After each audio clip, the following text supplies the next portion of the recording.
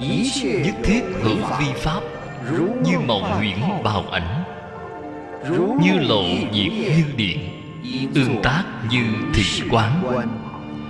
Kinh Kim Cang Giảng Ký, tập 122. Người giảng Lão Pháp Sư Tịnh Không.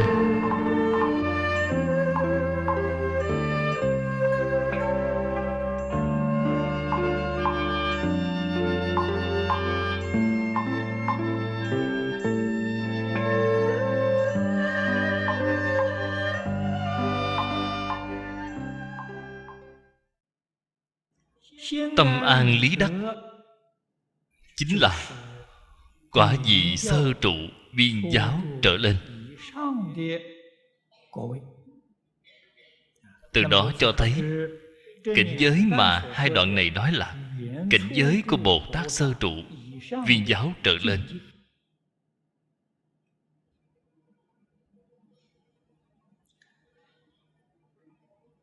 Tất cả pháp tại vì sao trở nên phức tạp như vậy? Đủ dạng bất đồng. Nguyên nhân của phức tạp là do ý nghĩ phức tạp. Đây là Phật ở trong Đại Kinh thường hay nhắc nhở chúng ta. Tất cả pháp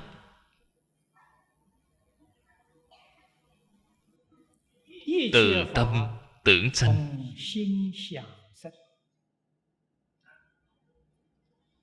10 pháp giới y chánh trang nghiêm, thậm chí là nhất chân pháp giới, thế giới cực lạc đều là từ tâm tưởng sanh.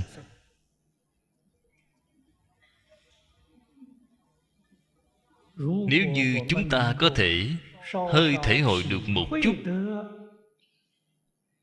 ý nghĩa của câu nói này, chúng ta soi lại tỉ mỉ một chút. Tâm tưởng của chúng ta từ sớm đến tối có bao nhiêu ý nghĩ, bao nhiêu ý nghĩ khác nhau. Từ mùng 1 đầu năm đến 30 tháng Chạp, từ khi chúng ta ra đời đến khi hết đời này, bạn hãy nghĩ xem có bao nhiêu ý nghĩ. Cái mà chúng ta tự mình có thể phát hiện được, thật sự mà nói là ý nghĩ vô cùng thô. Ý nghĩ vi tế bản thân chúng ta không biết.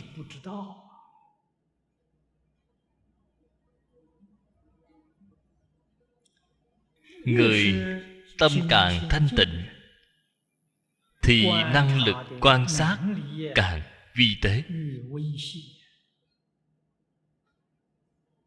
Cho nên trong Kinh Đại Thừa nói, Bồ Tát Bát Địa mới nhìn thấy xu hướng ở trong A Lại Gia Thức. Chính là chúng ta gọi là hoạt động của A Lại Gia Thức. Họ mới có thể nhìn thấy. Đó là ý nghĩ cực vi tế. Ý nghĩ phức tạp như vậy. Tất cả pháp từ tâm tưởng sanh. Cái tâm tưởng này chính là ý nghĩ. Như thế dạng pháp do tâm tưởng ra, nó vì sao không phức tạp được chứ? Nó đương nhiên phức tạp rồi. Mỗi người chúng ta cái ý nghĩ này là vô lượng vô biên. Huống hồ những đại chúng này, chúng sanh đông đảo, cái ý nghĩ này cùng nhau khởi lên, thế thì nguy to rồi.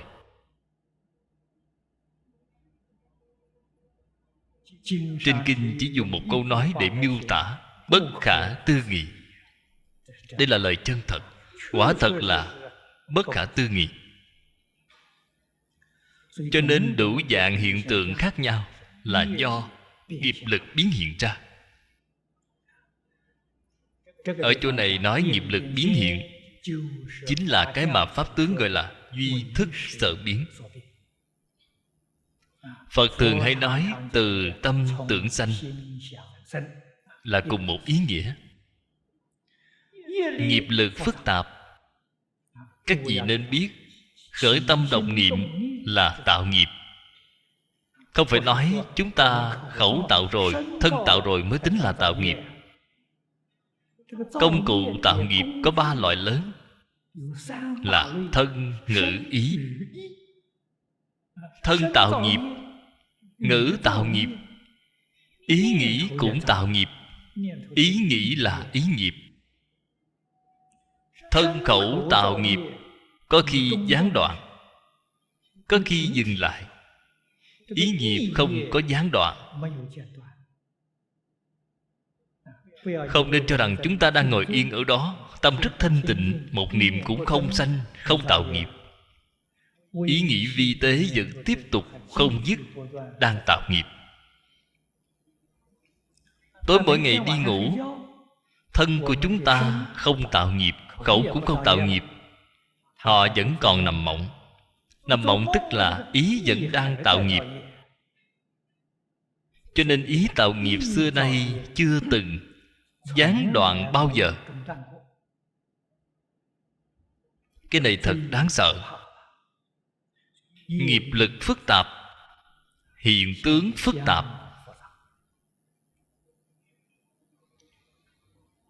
Môi trường vào thời xưa không phức tạp bằng chúng ta hiện nay. Chúng ta không nên nói quá xa xưa. Quá xa xưa chúng ta cũng không biết. 30 năm trước,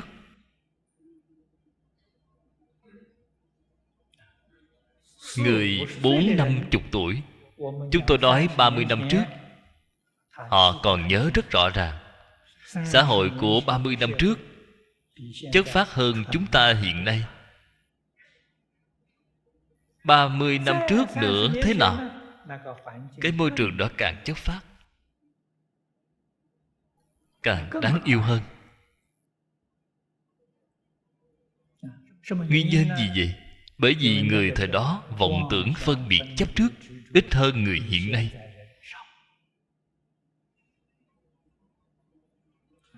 Xã hội ngũ dục lục trần, cám dỗ cũng ít.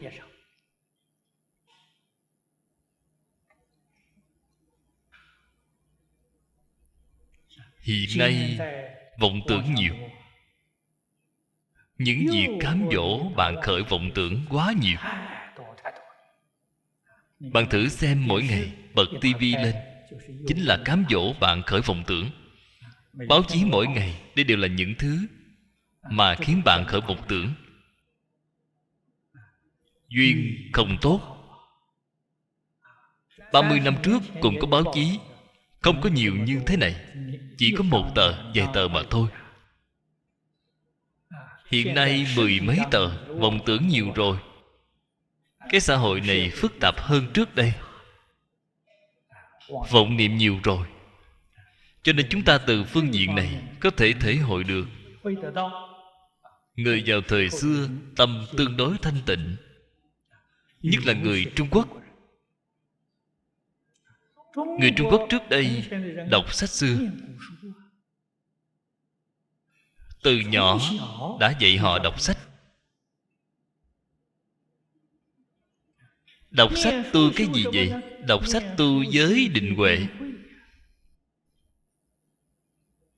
Giới định huệ là được bồi dưỡng từ nhỏ. Tiểu học cổ đại Trung Quốc chúng ta, trẻ em 7 tuổi đi học. Tông chỉ dạy học chủ yếu là giới định huệ. Nhưng mà họ không có dùng cái danh từ Phật giáo này. Nội dung hoàn toàn như nhau. Dạy trẻ con phải biết phép tắc, phải biết thứ tự lớn nhỏ, nhất cử nhất động nói năng đều phải biết phép tắc. Cái phép tắc này chính là giới. Huấn luyện chúng tâm địa thanh tịnh, không nên nghĩ ngợi lung tung.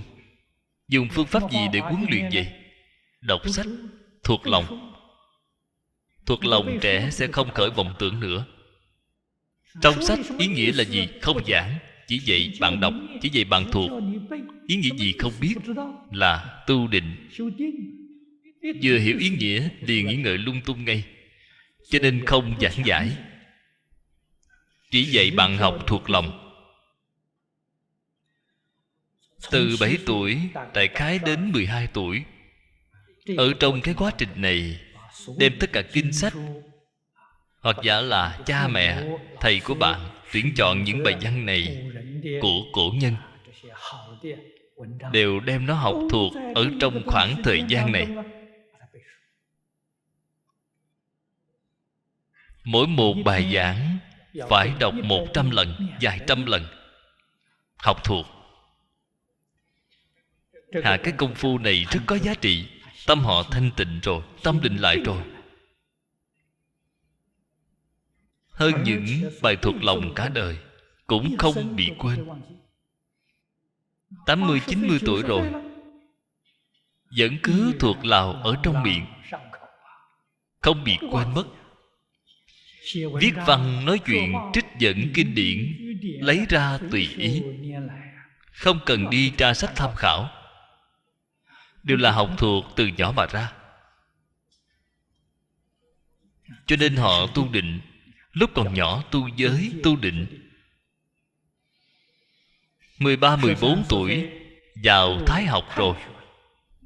Trước đây không có trung học. Sau khi tốt nghiệp tiểu học rồi, hoàn thành rồi, là vào Thái học.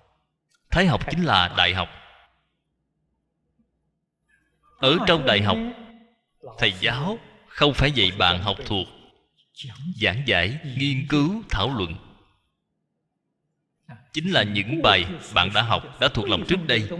Vào lúc này thầy giáo hướng dẫn cho bạn, giảng dạy cho bạn, kèm cặp bạn nghiên cứu, thảo luận. Hàng ngày làm cái này, khai trí huệ.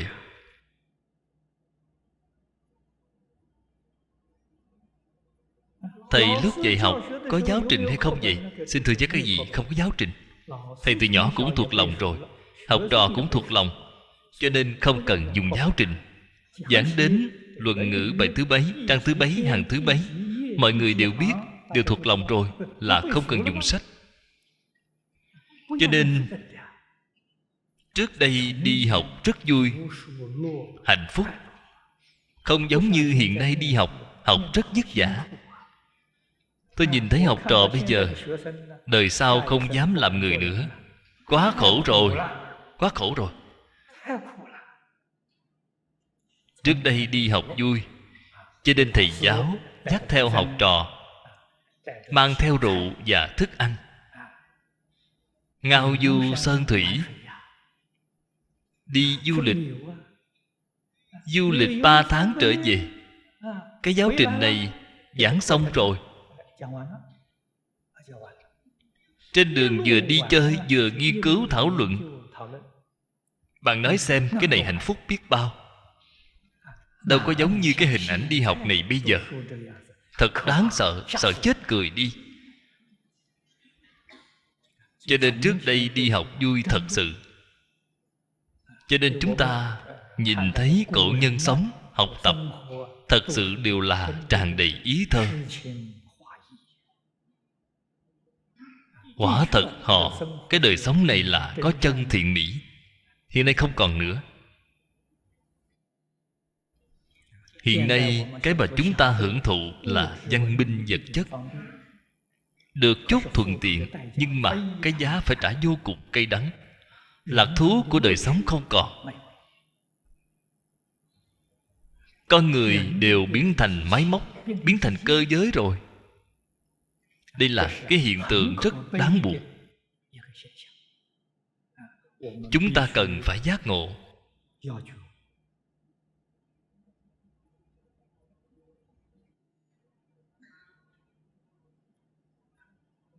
Điều này là biểu hiện ra sự thuần tịnh và phức tạp của nghiệp lực.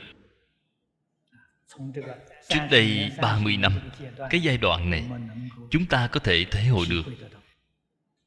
Hiện nay là càng ngày càng phức tạp.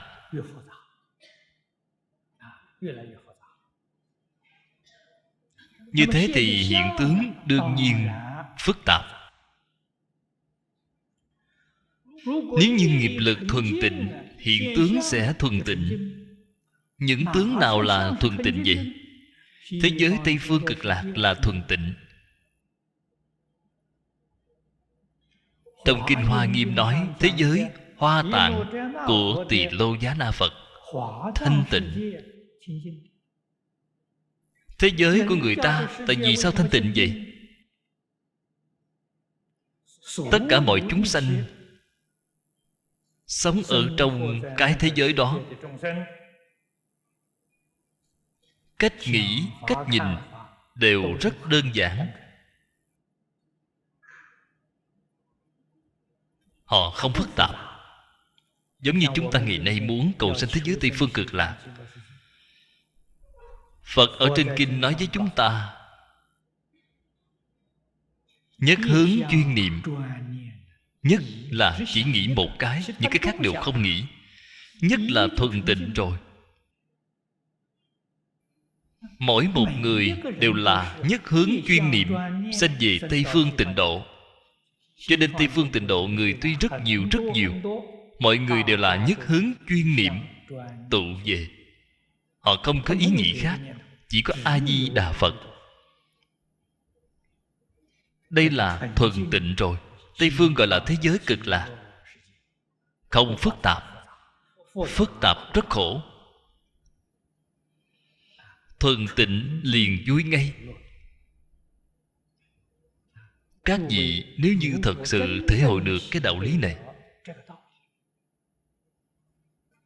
thế thì bạn đã thật sự có trí huệ rồi. Bạn thật sự là khai ngộ rồi.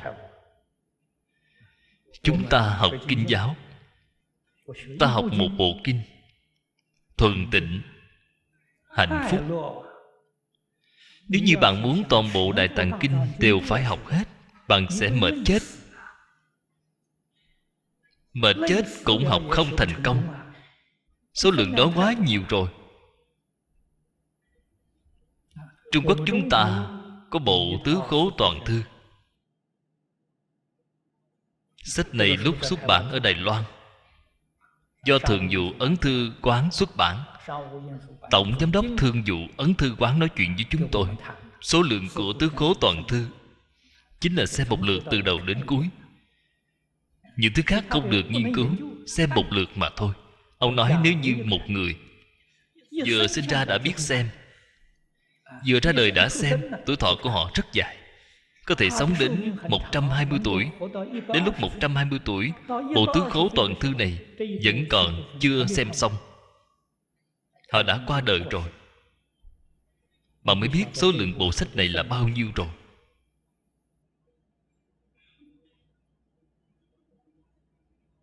Chúng ta ngày nay nói Đại Tạng Kinh nhiều. Đại Tạng Kinh đóng bìa cứng của chúng ta có 100 quyển. Một bộ Tứ Khố Toàn Thư là 1.500 cuốn, là 15 bộ Đại Tạng Kinh.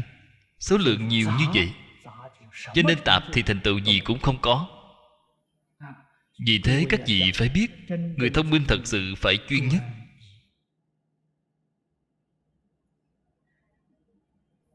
Thì bạn mới có thể thành tựu, bạn mới có thể thành công. Không nên xen tạp.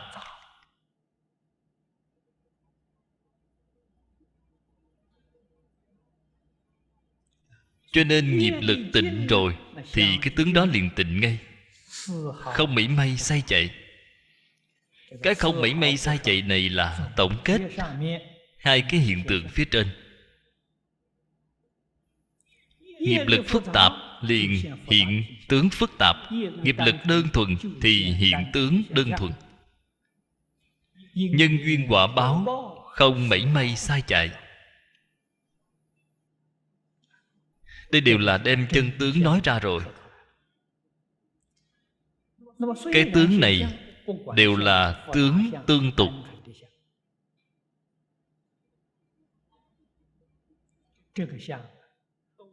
Của nghiệp nhân quả báo, một sát na 900 lần sanh diệt.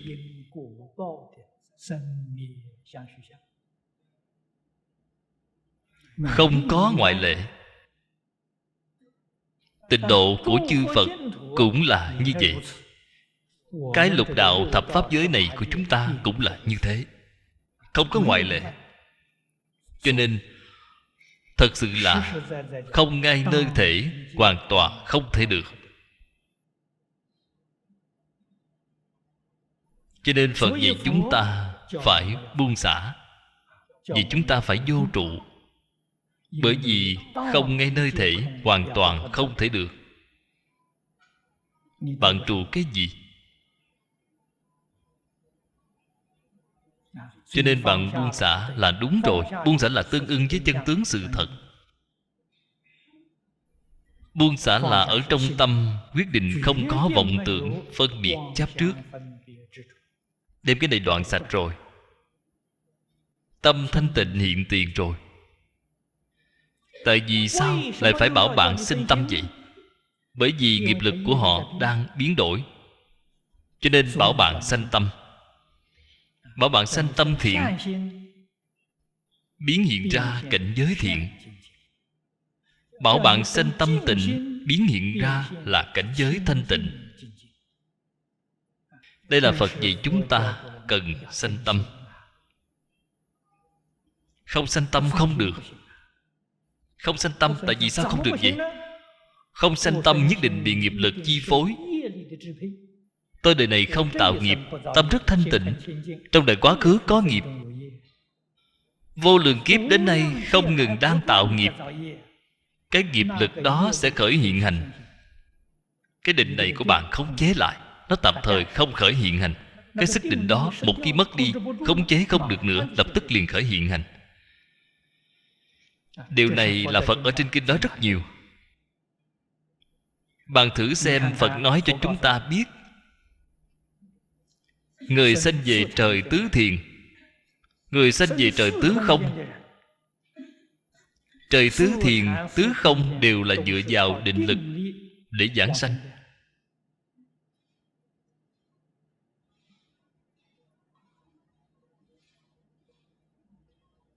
Các tầng trời này khác nhau. Càng hướng lên cao, định công càng sâu. Cũng chính là nói thời gian định của họ càng dài. Định dài nhất là trời phi tưởng, phi tưởng xứ. Cái sức định đó của họ đến 8 vạn đại kiếp. 8 vạn đại kiếp thật sự là con số rất dài.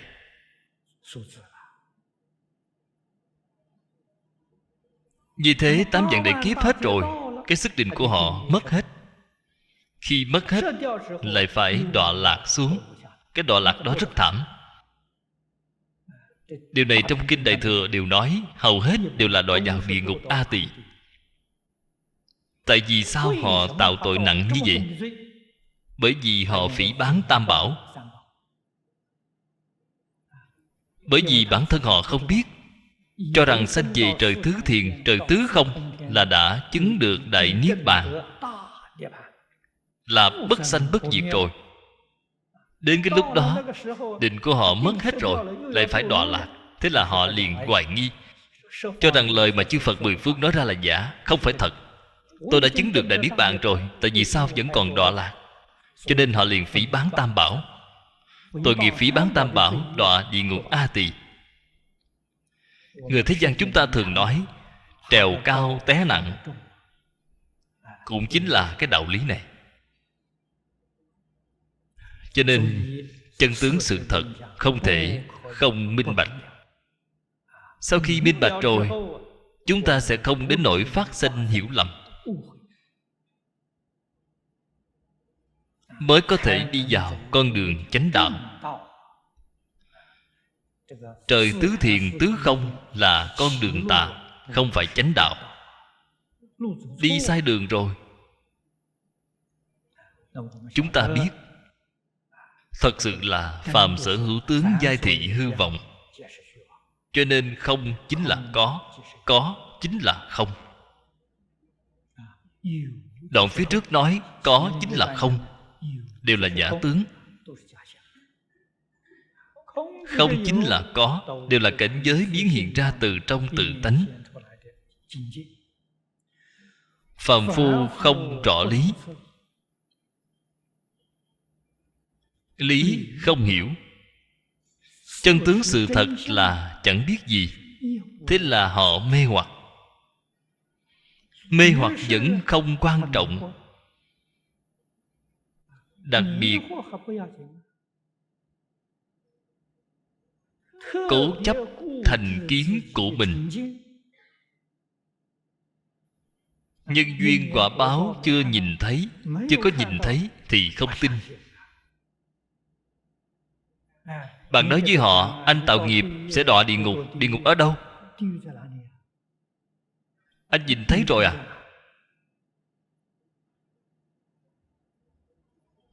Cho dù ta nói ta nhìn thấy rồi, họ vẫn không tin. Anh nhìn thấy, tôi cho nhìn thấy, vẫn là không tin. Phải họ tự mình nhìn thấy thì họ mới tin.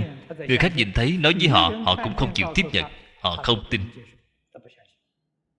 Người như vậy không được cứu rồi.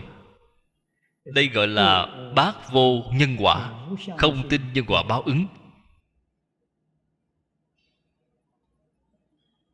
Bạn nói với họ thế giới Tây Phương Cực Lạc có A-di-đà Phật. A-di-đà Phật là thật. Bạn tin A-di-đà Phật. Nhân quả báo ứng là sự thật. Bạn tin. Gặp phải người như vậy, đây chính là Phật. Ở trong kinh gọi là nhất xiển đề, là không có thiện căn, nói không thông. Gặp phải loại người này thì đâu có phương pháp gì được chứ. Chúng ta chỉ có chắp tay niệm A-di-đà Phật. Anh thích làm như thế nào thì anh làm như thế đó. Chúng ta không thể giúp gì được. Không những chúng ta không thể giúp được, mà chư Phật Bồ Tát đến cũng không thể làm gì được. Bạn không tin mà.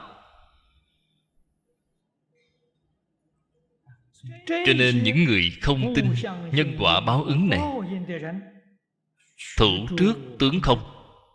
Cái tướng không này là gì vậy? Cho rằng người chết rồi là hết, tất cả đều không còn nữa, đâu có luân hồi gì nữa. Làm gì có báo ứng chứ? Chết rồi mọi thứ đều hết mà. Thế là họ đời này có thể không có chuyện gì mà không dám làm. Muốn làm cái gì là làm cái đó.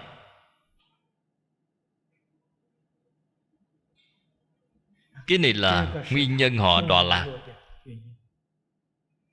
Đến sau này họ nhìn thấy địa ngục rồi, nhìn thấy luân hồi rồi, đến lúc đó hối hận là không kịp.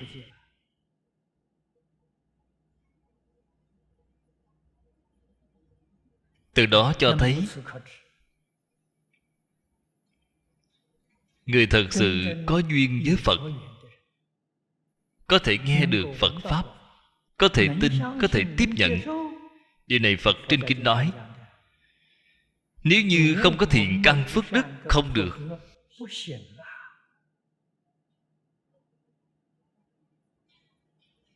Nếu như tin tịnh độ, đó là thiện căn phước đức rất sâu dày. Thiện căn phước đức ít vẫn không được. Chúng ta xem thấy ở trong kinh Vô Lượng Thọ, Vương tử A Xà quá khứ đã từng cúng dường 400 ức Phật. Thiện căn như vậy còn không được, vẫn là còn kém một đoạn. Trong đời quá khứ đã từng cúng dường 400 ức Phật là không ít. Thiện căn phước đức như vậy vẫn không thể tin thế giới Tây Phương Cực Lạc, không thể phát nguyện vãng sanh.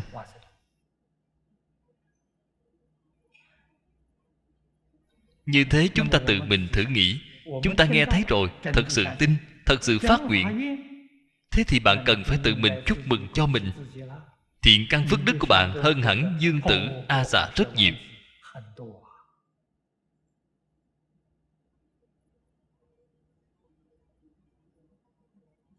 Nghiệp khởi từ đâu vậy? Mấy đoạn này đều rất quan trọng. Khởi ư tâm chi hữu niệm giả. Người học Phật chúng ta đại khái cũng tương đối thông minh một chút, đều có một chút tâm cảnh giác. Người không học Phật không biết. Cả đời thật sự là chẳng biết gì, mơ hồ rối rắm. Người học Phật, bạn thử xem, bất kể họ hiểu nhiều hay ít, tôi nghiệp chướng rất nặng, nghĩ cách để tiêu nghiệp chướng. Họ còn biết tiêu nghiệp chướng. Bất kể nghiệp chướng có thể tiêu nổi hay không, họ luôn có cái ý nghĩ phải tiêu nghiệp chướng. Tiêu nghiệp chướng trước tiên phải biết nghiệp chướng là gì. Nếu như nghiệp chướng là gì cũng không biết, thì bạn bắt đầu tiêu từ đâu? Trước tiên cần nhận thức nghiệp chướng, sau đó mới có biện pháp đem nó tiêu trừ. Chỗ này nói rõ ràng rồi. Nghiệp chướng chính là ý niệm. Ý niệm thiện chính là thiện nghiệp. Ý niệm ác chính là ác nghiệp. Tiêu chuẩn của thiện ác là gì vậy? Điều này phải làm cho rõ ràng. Nếu như không làm rõ ràng, rất nhiều người cho nghiệp ác là nghiệp thiện, là không biết mình tạo nghiệp ác.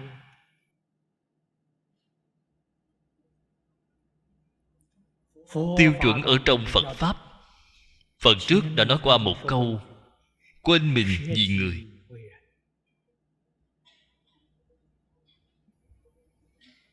Cái ý niệm này chỉ vì tất cả chúng sanh được lợi ích, mà không có gì bản thân. Cái ý niệm này là niệm thiện. Đây là nghiệp thiện. Nếu như khởi một cái ý niệm chỉ vì bản thân được lợi ích, không có nghĩ đến tất cả chúng sanh, cái ý niệm này chính là nghiệp ác. Tiêu chuẩn của Phật Pháp là ở chỗ này. Thế thì chúng ta khởi cái ý niệm này, lợi ích bản thân vừa lợi ích chúng sanh thì như thế nào? Cái ý niệm này là thiện ác trộn lẫn, không phải thuần thiện, cũng không phải thuần ác. Cái quả báo đó phải xem tương lai, cái lực lượng nào mạnh sẽ đi thọ báo trước. Cái này là bất định. Niệm thiện nhất định được thiện quả, ác niệm nhất định phải chịu ác báo. Cái thiện ác lẫn lộn bất định này phải xem duyên sau này.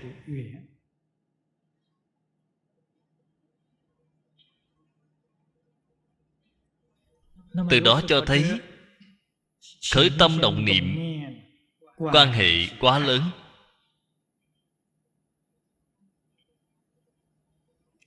Cho nên Phật ở trong Pháp Đại Thừa chỉ dạy chúng ta một lòng một dạ chuyên niệm A-di-đà Phật. Một lòng một dạ chuyên khuyên tất cả chúng sanh niệm A-di-đà Phật. Cái nghiệp này là thuần thiện.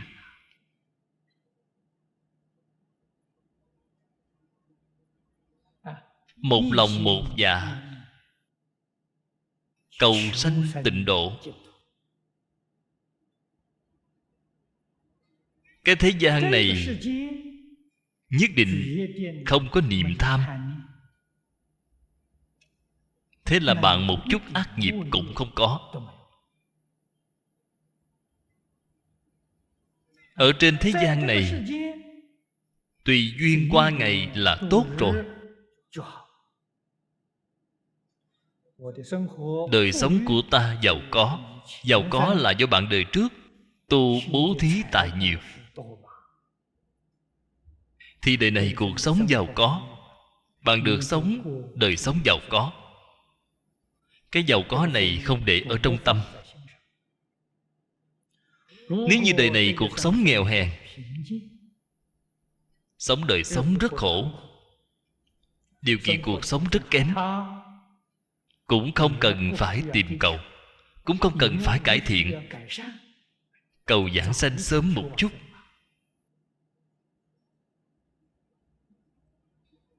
Tâm của bạn là tâm định. Nếu như đời sống của ta rất thanh khổ, nhìn thấy người khác sống rất thoải mái, muốn đi so sánh với người, tìm cách để cải thiện đời sống của mình. Các vị, các bạn thử nghĩ, họ có ý rời khỏi lục đạo luân hồi này hay chưa? Không có ý nữa, vẫn lưu luyến lục đạo luân hồi. Bởi vì họ vẫn muốn cải thiện đời sống của họ. Họ hoàn toàn không muốn vãng sanh thế giới cực lạc. Người như vậy cầu vãng sanh khó rồi.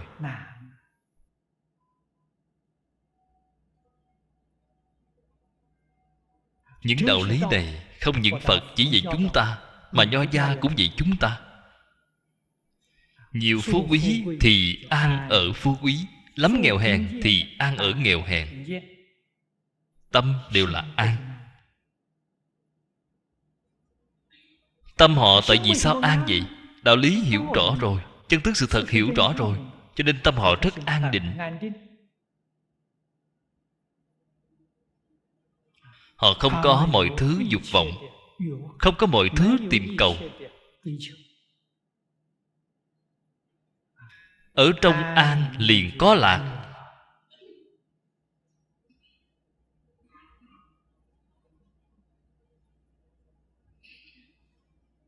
Ngạn ngữ Trung Quốc chúng ta thường nói, biết đủ thường vui.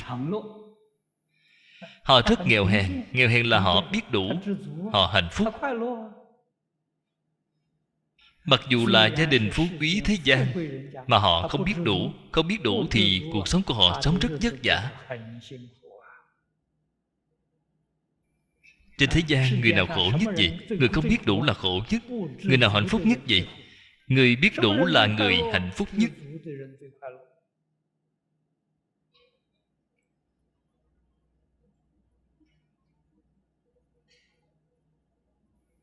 Tôi trước đây lúc thọ giới,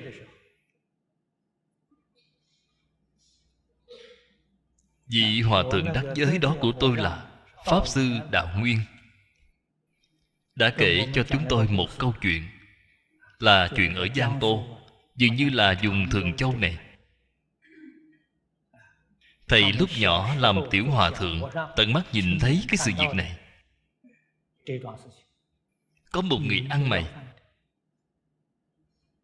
cuộc sống của ông ta hạnh phúc, đi ra ngoài xin ăn, mỗi ngày ngao du sơn thủy, đêm đến tìm một nơi bỏ hoang, tùy ý ngủ một giấc. Con trai của ông làm nghề buôn bán, rất giàu có, cho nên bạn bè thân thích của anh ta đều mắng anh ta. Anh phát tài to như vậy mà cha của anh ở bên ngoài xin ăn, anh có biết hay không? Người con trai này bị mất mặt, liền phái rất nhiều người đi tìm khắp nơi, khó khăn lắm mới tìm cha của mình về được. Tìm về rồi tắm rửa, thay quần áo mới cho ông. Nuôi chưa được 1 tháng, ông liền bỏ đi mất, lại đi xin ăn rồi. Cuối cùng người ta hỏi ông làm cái gì kỳ vậy? Hạnh phúc mà. Hàng ngày ở trong nhà giống như bị nhốt ở trong nhà lao vậy.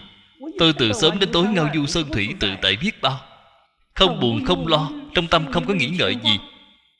Là cao nhân. Đây chân thật là cao nhân. Cái gì cũng không có. Lúc muốn ăn cơm, xin một bữa cơm để ăn, ở đâu cũng có thể ngủ được. Trên người chẳng có gì, du sơn ngoạn thủy, lại không sợ giặc cướp, lại không sợ bất cứ thứ gì, thật là tự tại. Cho nên cái đời sống đó của ông vui sướng, nhàn nhã, phiêu bồng. Người khác không có cách gì thể hội được. Người này là biết đủ thường vui. Họ là người hạnh phúc nhất trên thế gian. Những người ở nhà hưởng phước không bằng ông, kém xa so với ông. Cho nên chúng ta nếu biết rõ lý rồi, tâm của chúng ta liền an ngay, chẳng cầu cái gì cả. Tất cả đều tùy duyên. Tùy duyên liền tự tại. Việc gì phải khởi vọng tưởng chứ? Niệm cùng nghiệp luôn luôn đổi khác.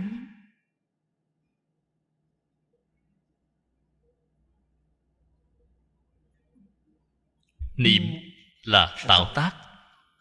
Kết quả của tạo tác chính là nghiệp. Chúng ta niệm trước cùng niệm sau khác nhau. Quả thật cái ý niệm này đang biến đổi theo từng sát na, có khi biến đổi vô cùng lớn.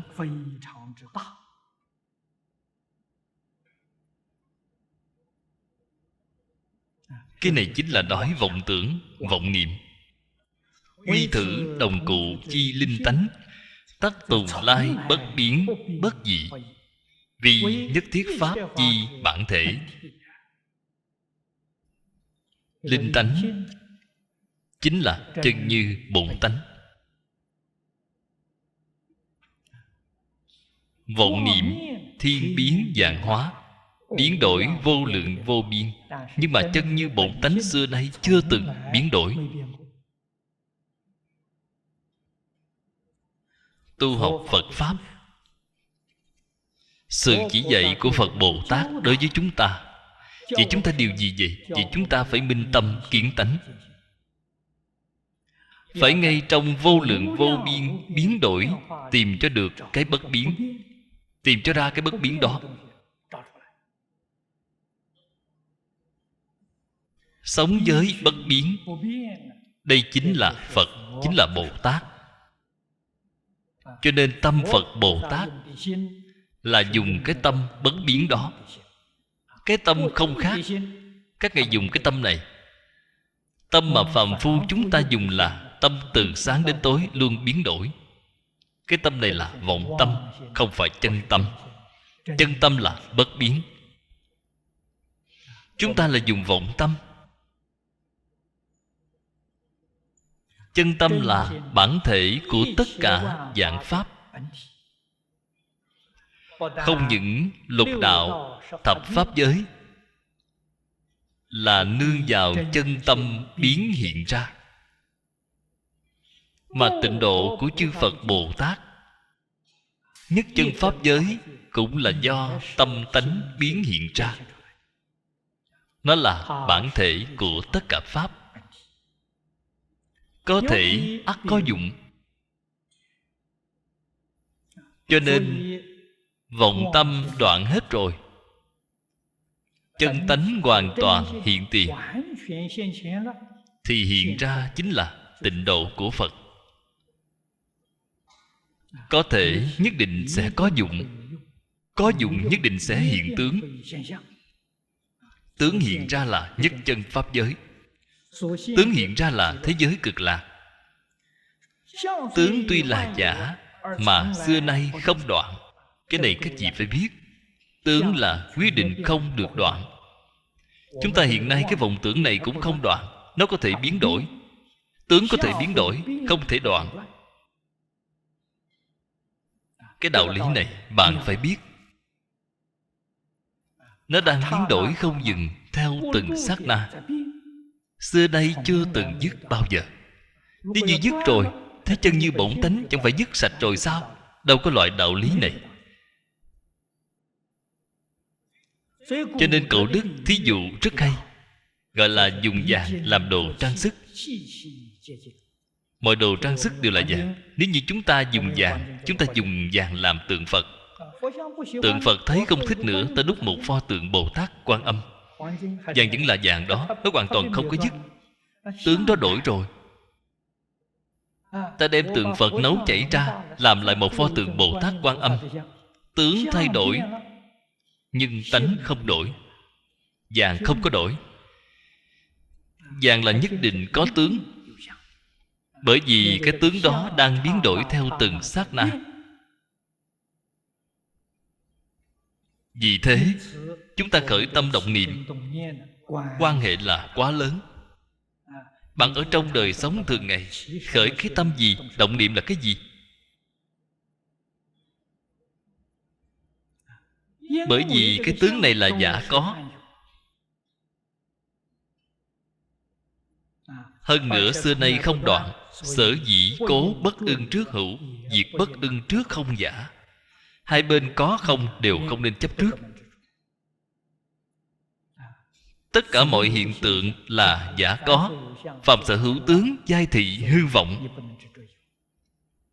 Cho nên bạn không nên chấp trước có. Nhưng mà cái tướng đó không đoạn, giả tướng không đoạn, nó thiên biến vạn hóa. Cho nên bạn cũng không được chấp không. Bạn chấp có là sai rồi, chấp không cũng sai. Đây là phần dạy chúng ta. Hai bên có không đều không được chấp trước, là đúng rồi. Ký tri tướng do nghiệp chuyển, nghiệp tác ư tâm. Hai câu nói này đạo lý nói ra rồi. Thật sự là đạo lý của vũ trụ vạn hữu. Đây là từ phương diện lớn mà nói. Nếu như từ phương diện nhỏ mà nói, là vận mệnh cả đời của mỗi người chúng ta. Bạn đời này là số mạng tốt hay là số mạng không tốt? Hai câu nói này nói rất rõ ràng, nói rất minh bạch rồi.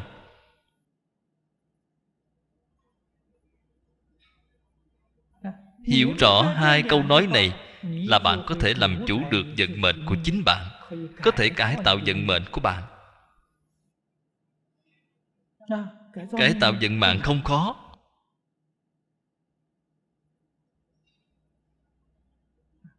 Tướng là sắc tướng. Sắc tướng ta cái thân thể này.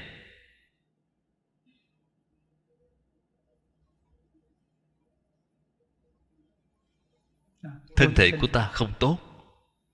Thân thể của ta nhiều bệnh. Thân thể của ta không được viên mãn. Rất nhiều người muốn sửa đổi. Dùng phương pháp gì sửa đổi vậy? Vào viện thẩm mỹ để sửa, vào trong ngoại khoa phẫu thuật chỉnh hình để sửa. Càng sửa càng tệ hại. Cái tác dụng phụ đó quá lớn rồi. Sau khi sửa rồi, ra nhìn trở lại, đó quả thật là người không giống người, quỷ cũng không giống quỷ. Thật là đáng sợ. Họ không hiểu đạo lý. Sửa từ trong tâm. Tâm của bạn thiện, tướng mạo của bạn liền lương thiện.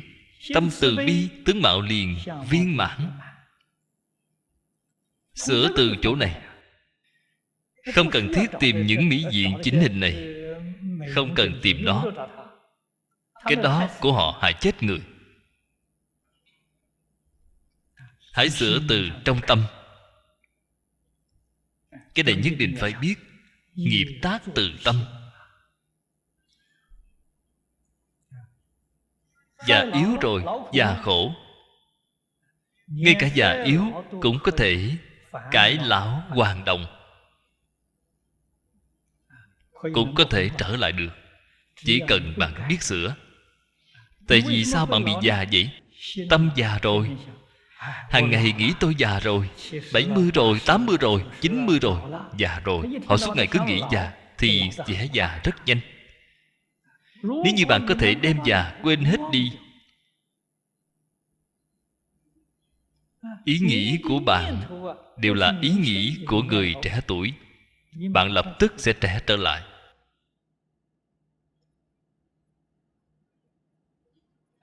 Thân thể cũng có thể trẻ trở lại.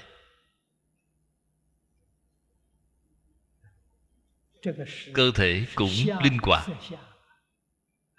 Cái này là tướng. Sắc tướng phải biết từ tâm tưởng sanh. Xem cách nghĩ của bạn như thế nào thì đó sẽ biến hiện ra như thế đó. Cho nên thường xuyên nghĩ đến Phật, thường xuyên nghĩ đến Bồ Tát. Nghĩ được mấy năm thì tướng mạo liền biến thành Phật Bồ Tát. Tướng chuyển theo tâm. Tướng mạo có thể biến đổi, có thể biến thành Phật Bồ Tát. Biến đổi rất viên mãn, khiến người ta nhìn thấy bạn đều rất ưa thích bạn, đều tôn trọng bạn. Họ có thể biến đổi. Hãy suy nghĩ về điều tốt nhiều, không nên nghĩ về điều xấu. Ngắm nhìn Phật Bồ Tát nhiều, theo cái hình dáng đó của Phật Bồ Tát mà tạo bản thân, để tạo hình cho mình. Đây là người thông minh, đây là người có trí huệ đích thực. Phải hạ công phu từ trên tâm địa.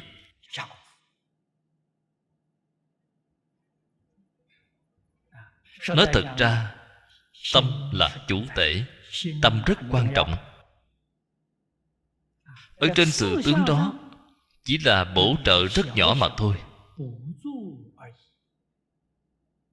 Trên sự tướng, bạn thấy hiện nay người đã có tuổi. Tôi thấy người 45 tuổi biết cần chú trọng sức khỏe, bảo dưỡng sức khỏe, muốn bồi bổ, mỗi ngày phải luyện khí công, phải đi múa quyền, làm những cái này để rèn luyện sức khỏe. Sức khỏe cũng chưa chắc từ đó mà tốt lên được. Chưa chắc. Người học Phật chúng ta lạy Phật. Lạy Phật đối với rèn luyện sức khỏe rất tốt, nhưng mà cũng là phụ trợ. Việc chủ yếu thực sự là luyện tâm. Đó mới là thực sự quan trọng. Tôi lúc mới học Phật, trước khi chưa có xuất gia, lúc còn làm cư sĩ, đi ở Am Tranh với Pháp Sư Sám Dân. Và hiện nay ở Đài Loan, Lão Hòa Thượng ở Nguyên Hanh Tự Cao Hùng là Lão Hòa Thượng Phổ Diệu, cùng đi ở Am Tranh với chúng tôi. Chúng tôi vào thời đó là ở cùng nhau. Cho nên vị Lão Hòa Thượng này, tình giao hảo của chúng tôi rất sâu. Vào thời đó, tôi sáng sớm mỗi ngày 3 giờ là thức dậy. Tối mỗi ngày đến 9 giờ là đi ngủ, 3 giờ là thức dậy. Ở trên núi. Núi vào thời đó là núi hoang, không có người ở. Không giống như hiện nay. Hiện nay cái cảnh quan đó hoàn toàn bị phá hoại rồi.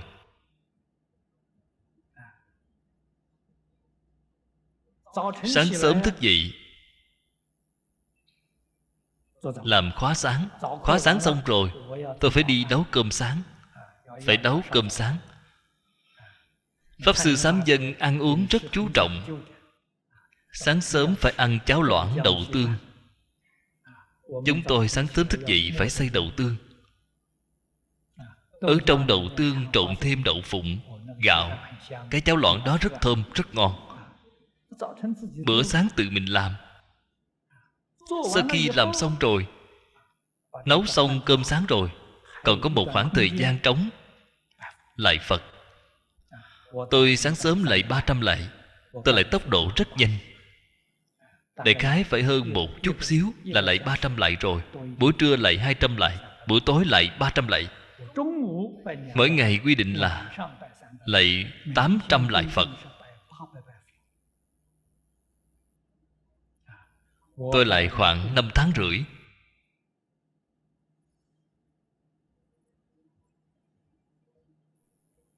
Thế thì đã lạy được 10 mấy vạn lạy rồi. Và sau này, sau khi xuất gia thì dạy học. Do bận việc giảng kinh, nên tu hành trên những sự tướng này là rất ít. Hầu như 20 năm gần đây, tôi không còn lạy Phật nữa. Chỉ có lúc đang giảng kinh ở bên cạnh lạy 3 lạy. Giảng xong rồi lại lạy 3 lạy nữa. Không có lạy gì thêm. Chẳng có vận động gì.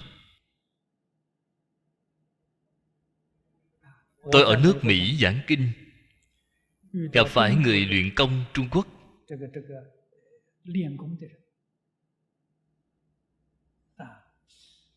Giảng kinh ở San Francisco, gặp phải những người này. Họ đến nghe. Sau khi nghe xong, tôi nghe thính chúng nói với tôi. Họ nói Pháp Sư, mấy người họ, người có công phu đến từ Trung Quốc, họ ở dưới nói công phu của thầy là ở giai đoạn cao. Thầy luyện như thế nào vậy? Hỏi tôi luyện như thế nào? Tôi mỉm cười nói, tôi không có luyện gì cả. Như thế nào là giai đoạn cao? Nhưng mà họ nói cái giai đoạn cao đó cũng có lẽ có đạo lý. Chúng tôi biết, cái chúng tôi luyện là tâm thanh tịnh. Chúng tôi là luyện từ trên căn bản. Họ luyện cái đó là luyện ở trên cành lá, là khác nhau. Cho nên tâm thanh tịnh, thân thanh tịnh, tất cả bệnh không sanh, không bị già yếu. Tâm quan trọng. Bạn thử xem Đại sư Thiện Đạo nói ở trong chú giải Kinh Quán Vô Lượng Thọ,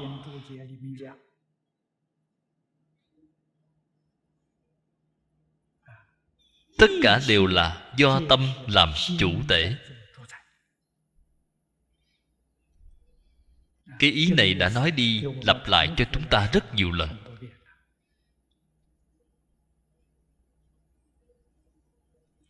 Như vậy ở chỗ này là nói rất có đạo lý. Tứ do nghiệp chuyển, nghiệp tác ư tâm. Tâm phải thanh tịnh, tâm phải bình đẳng, tâm phải thiện lương, tâm phải từ bi. Niệm niệm nghĩ đến tất cả chúng sanh, quên mất mình rồi. Nếu bạn nói già luôn phải có cái người để già. Tôi già rồi, tôi không có lấy ai để già chứ. Cho nên Phật Bồ Tát tại vì sao không già vậy? Bởi vì họ không có ngã.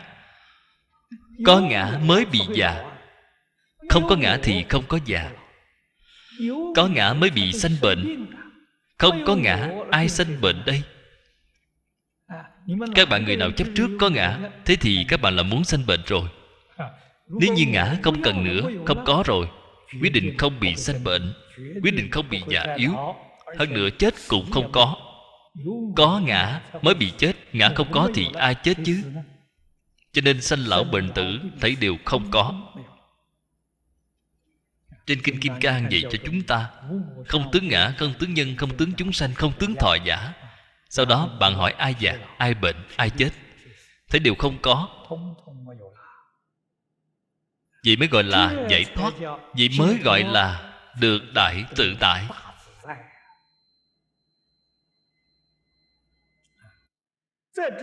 Tác tri nhất niệm, chi nhân tuy vi kỳ, quan hệ khước thị cực đại. Học nhân ân ư khởi tâm động niệm thời, quán chiếu dùng công giả. Đây cũng là nguyên tắc chỉ đạo tu học quan trọng thật sự.